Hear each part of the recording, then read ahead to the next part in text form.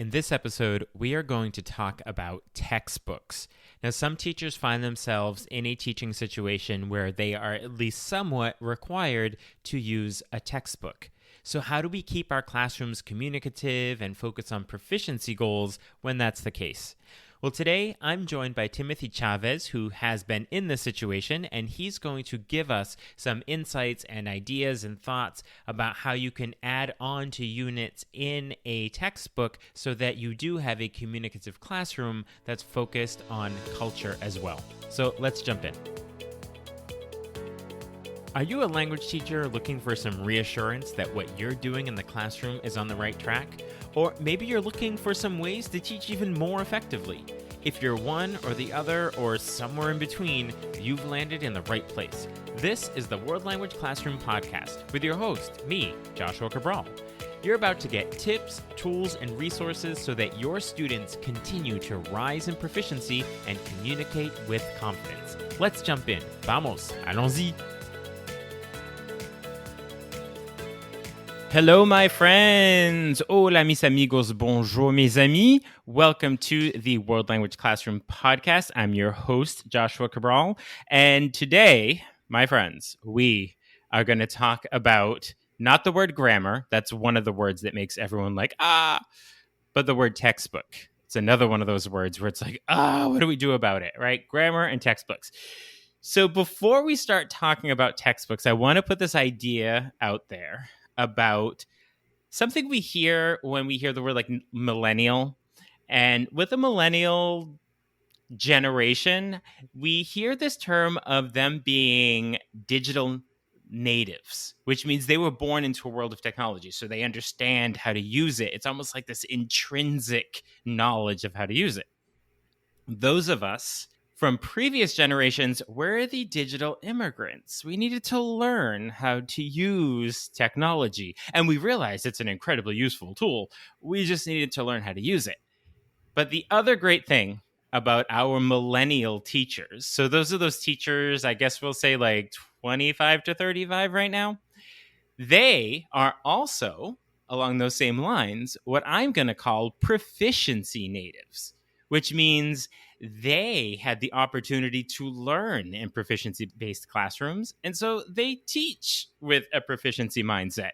They're these proficiency natives. They're not having to learn it the way us Gen Xers and baby boomers have had to learn it. So I thought I would bring on Timothy Chavez, who is going to help us look at this idea of using textbooks, because Timothy is a proficiency native. He learned this way and he teaches this way. So when he looks at a textbook, he doesn't look at it as, how do I teach with this textbook? He approaches it with his proficiency native lens and says, I have to teach with a proficiency mindset. So how am I going to use this thing to teach with a proficiency mindset? So we're going to dive well into that conversation. So welcome on to the podcast, Timothy. Hi, everybody. Thanks for having me, Joshua. Oh, absolutely. So I know that you are, so I'm going to be totally honest. I have known Timothy for some time. I knew him before I knew him because I know his high school Spanish teacher really, really well. And she used to talk about her amazing Spanish student named Timothy. So I knew about him before he even entered the teaching world. And it's Ronnie Webster out there. Shout out to Ronnie Webster. And so I know that you are a middle school Spanish teacher in Andover, Massachusetts, and you are currently also enrolled in the Middlebury Master's Program for Spanish as well. So can you fill in some of the blanks about your education and teaching journey to here? Yeah, actually, I just got back from Middlebury. It's a really intense program, and so I'm so happy to be home with my cats. And I'm glad that you mentioned Ronnie, because I knew she was going to come up at some point in this, because not only was she a really good teacher, but she then became my mentor my first year teaching. So I'm really grateful to have had that experience. And I love what you say about being a proficiency native, because that I feel that really explains how I was taught and how I teach. I'm also, I guess I should add, I'm a pretty accomplished pianist. I love doing all the musicals for Andover, and I just accepted a job as the show choir music director for next year for the high school. So wish me luck on that. Wow. Yeah. So good. So you sing as well? Yes, I do. I was actually a singer before I was a pianist. It's just once people find out that you're a pianist, then the singing almost goes away. They're like, "Oh, will you play for me?" Okay. Well, that is some really good insight into the world of Timothy. So let's jump into this conversation about textbooks. So the first thing to put out there is we have these textbooks, and traditionally, how were textbooks, and they still are, how are textbooks created? Like what's their goal, and what's missing from them? I think the issue I have with textbooks is just that we as teachers are not demanding what we want, and so textbook publishers are just giving us those grammar charts because that's what they've always done. And I think there are a couple things missing from them. One is culture is a huge thing that's missing. It's usually in English in textbooks, and it's usually a little snippet, and sometimes it's very surface level. And social justice, I think, is missing from textbooks as well. And I think that above all is one of the most important things to add to a curriculum at this point. And so if we're only using textbooks as the entire curriculum, we're missing a huge piece of what we really should be providing for our students. Yeah, that culture piece, there was an attempt to add culture. So I know if we look back, textbooks in the 50s and 60s, there was absolutely no culture, probably through the 70s. Then in the 80s, they started to add the little culture notes in, which at the time was very innovative. It was a step forward. It was innovative for the time. And we've just learned so much more about culture since then. Absolutely. And can I ask about what specifically your experiences with textbooks were as a student? Were they used in your classes? Not in my Spanish classes. I didn't even know that there was a textbook in my Spanish classes. When you moved on to college, and were you a Spanish major as an undergrad in college? I was, but I think I got really lucky because thank you to Ronnie, who was very communicative in her teaching. And so I only took 4 years of Spanish in high school. And then I went off to college and I was placed into the 300 level courses. So I never, ever took a grammar class in my undergrad, but I did tutor as an undergrad. And so I did see what those teachers were doing, and it was very workbook exercises. They were trying to get done in an entire semester what high schools tend to do in usually two school years. So I was like, wow, this is not acquisition based by any means. Yeah. So to move on, to go a little further with our textbook conversation, I'm just going to ask a simple question here.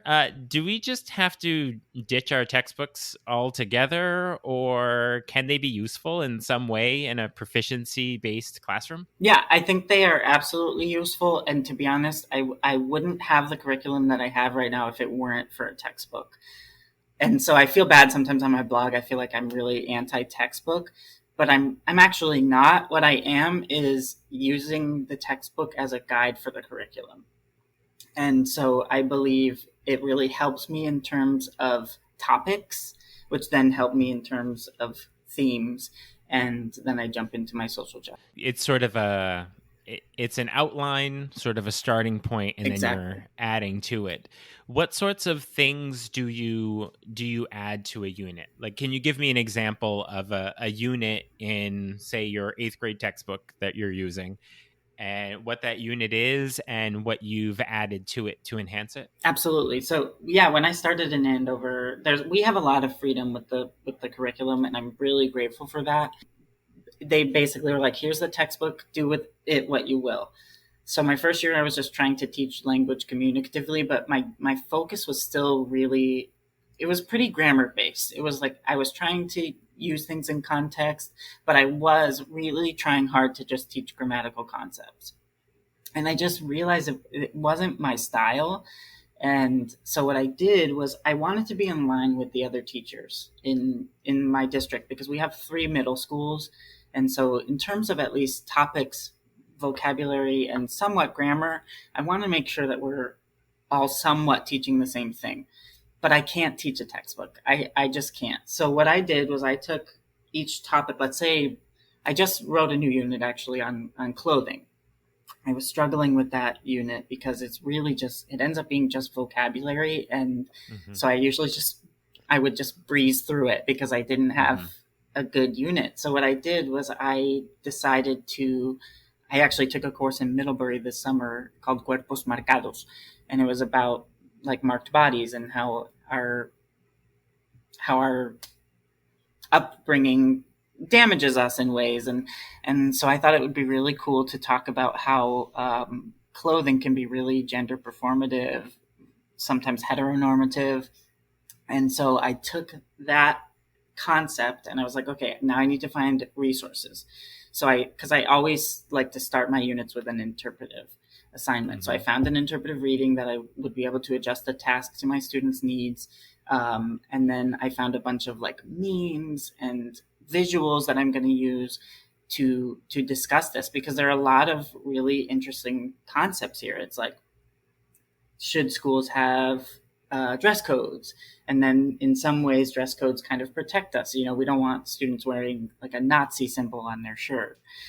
So a dress code in that sense can be really helpful, but in another sense, it can be really racist, and it can be really geared more towards women. And so I want to hear the opinions of my students, like where do you think the line is, and kind of see where they stand. And I think it's a really cool way for them to acquire language, because we're talking about real things. So in any given textbook, language learning textbook, you have your vocabulary themes, like say clothing, but then within each chapter there are these grammar topics that come up. And how do you deal with those grammar topics that come up in say your clothing chapter? Do you follow them? Do you do your own? Talk us through that a little bit. I try to follow them, but to be honest, I kind of ignore them, because whatever unit I'm doing is going to have a lot of grammar in it. And I just know that, and I just trust that whatever I'm doing over those 3 years is going to be so much more meaningful than just teaching grammar. So I hope, like, I don't have a unit on stem change verbs. I don't, but I have a lot of stem change verbs that are used from 6th grade all the way throughout 8th grade. So I'm like, I know they're going to be exposed to it. So I just personally, I can't base a unit off of a grammatical topic. I find it too hard and too limiting. I think actually the way that I do it, my students tend to acquire more grammar than if I were only focusing on one grammatical concept. There's research out there on the idea of acquisition orders in different languages.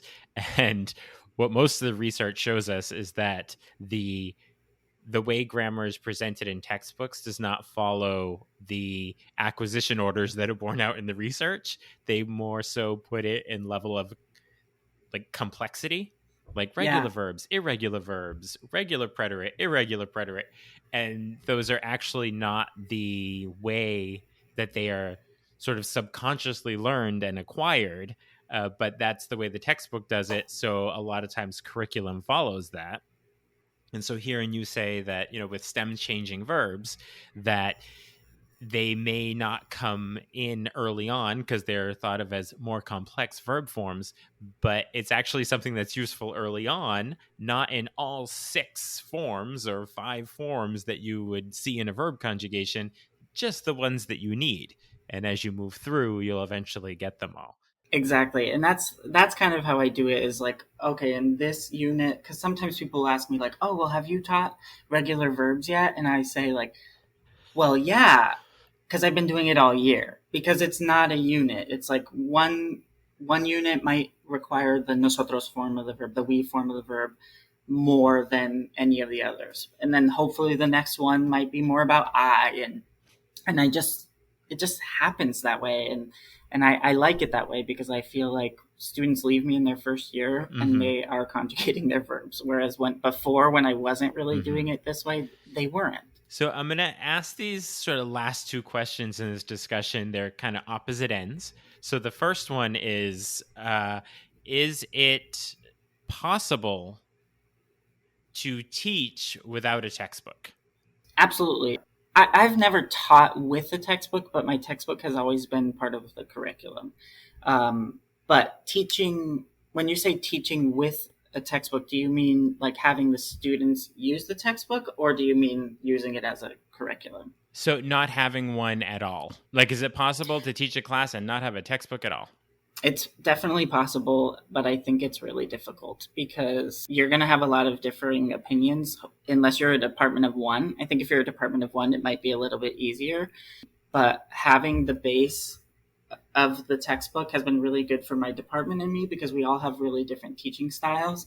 And so one of us can do a unit on clothing and talk about gender performativity, and the other can just do a unit on clothing. One can do a unit on how clothing affects the environment, and we're all at some point teaching clothing. Mm-hmm. And so the opposite side of that is I have a very prescribed curriculum with very detailed grammar points and vocabulary, and it's tied to a textbook. And I want to move away from that so that I can be more communicative, because maybe I feel a little inhibited by the textbook when I want to be communicative. So what are some talking points that I can use with, say, my department head or administrators that think that the textbook needs to be the say-all, be-all, end-all of my classroom? I think that's a really tough thing to do, and that's one of my hardest experiences as an educator. The first is it's hard for people to deny research. So I have always been a researcher by nature, and so that has really helped me because I can go to my principal or to my department head and say, this is what I need because this is what the research says. And then they can't really argue with that. Mm-hmm. The other thing is sometimes you really just have to do it and show them. You have to prove it. I remember my first year in Andover when I said I wasn't going to be using grammar charts, and these 4 dads came up to me and they crossed their arms, they circled around me, and they were like, how are we going to help our kids? And I was like, well, do you speak Spanish? And they were like, no. And I was like, well, then you're not. And hopefully that's my job. So hopefully they'll do it with me. And by the end of that school year, 3 of those parents apologized to me. One of them, I just never saw him again, but I like to think that he wanted to apologize.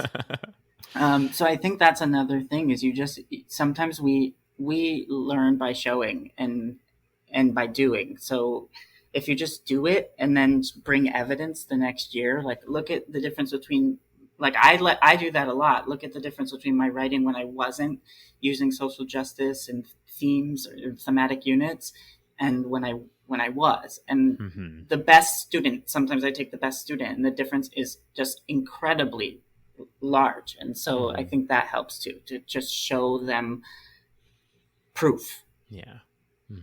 I think a lot of times in language teaching, when we're trying to be progressive, there would be an immediate ditch the textbook, ditch the grammar, and just do this entirely new thing. And there is so much fear of the unknown in that. So yeah. I appreciate your approach to it by saying, if you have it in your classroom, sort of use it as a resource to help you go. You don't have to completely throw it away and change tomorrow. So I appreciate you sort of, I don't know if it's giving the leeway, but opening up the possibilities that it doesn't have to be an either or, that there's a happy medium. Yeah, I think the word ditch makes it seem like, we shouldn't be using it at all. And really, the way I interpreted it is ditch it slowly. So now that we've gotten some really great information from you, I and our listeners, I'm sure, are really curious, where does your inspiration continue to come from? Are there conferences, workshops, books, influencers that you look to continue on your learning journey? All of the above.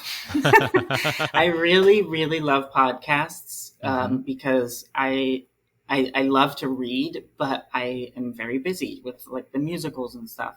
Mm-hmm. So I have loved Bill Van Patten's podcasts, Mm-hmm. the Tea with BVP. I forget what the other one was called. Talking L2. Yeah, Talking L2. I really like those. I learned a lot from language acquisition podcasts.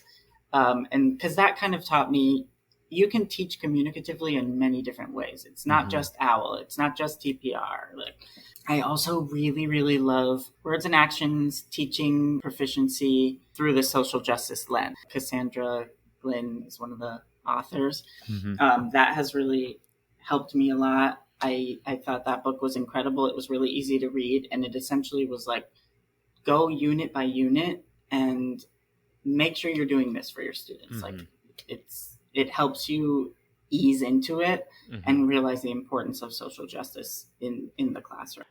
So now this is the point where I like to pull the teacher curtain aside a little bit and get to know Timothy the person a little more with a little segment I like to call This or That. So I'm just going to ask you some this or that questions, and you just say which one. You have to choose one side or the other. Okay. You can say why if you're interested in that. Okay, first one. Netflix or Amazon? Netflix. I used to be an Amazon Prime guy, but now Netflix has taken over. Any particular reason? Are there particular things that pull you that direction? There are a lot of Mexican TV shows now, which before a lot of them were all from Spain. So I'm into that. Are there any particular TV shows from Mexico that you would recommend? I'm embarrassed to admit it, but I really love Control Z. It's very, very like Gossip Girl kind of, but it hooks me. Yeah. All about comprehensible input, as long as it's compelling, right? Okay, next one here. I know you're a beach guy. So you're at the beach. Are you reading a book or are you swimming? Oh, I'm definitely swimming. It's funny because sharks are like my biggest fear. I have nightmares about sharks all the time, but I still can't stay out of the ocean. I can't. And the last one, and I just wrote this one as we were talking. You're playing the piano, singing a song. Is it pop or a Broadway show tune? Oh, Broadway show tune for sure. I was hoping that was one of the genres you would include, because if it was anything else, I would have said, nope, neither. I figured when you said you were doing the musicals at school, I was like, I'm going to change this question just a little bit. So wonderful. Thank you. Great to get that insight as we were going through. And I'm sure that there are some listeners out there that would like to connect with you to maybe talk a little more about textbooks or maybe show tunes, perhaps. And how can they connect with you? Where can they do that? One of them is my Instagram. It's just at Timothy M_BC. I post when I do a new blog post on there as well. And so that leads me to the other one, which is my teaching blog. And that is workingtowardproficiency.blogspot.com. All right. Now make sure those are in the show notes so we can all connect from there. So can you leave us, before we say goodbye, with one really good actionable piece of advice when it comes to using a textbook in the classroom? I think it's important to... one thing that I struggled with is I had so many ideas and I wanted to do it all. I wanted to get rid of the textbook as quickly as I could, but it's just not realistic. So I think the best piece of advice I can offer is go one unit at a time. Because it works faster than you think.